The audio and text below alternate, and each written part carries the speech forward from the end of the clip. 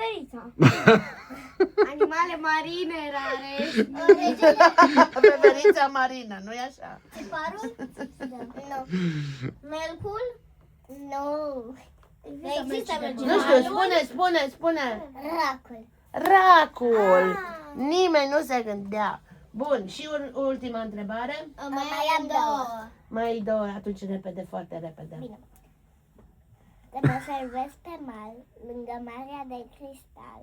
Tu să știi că nu-i chiar cal, fiindcă noaptea pe surval. Căluț de mare. Căluț de mare. Și ultima? Bine. Sunt puternic, că vezi bine, căci am 8 brațe cu mine. Și mereu te păcălesc, cu cerneala te stropesc. Caracatiță. Calamar. Cuib. Caracatiță.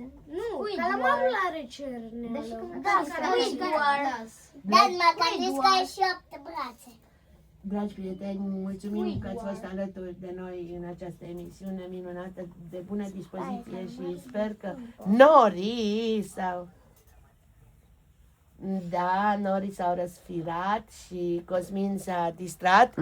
Iată că am făcut și versuri și sper să mai vină și altă dată să ne mai ofere și altă dată alte premii pentru copii ascultători.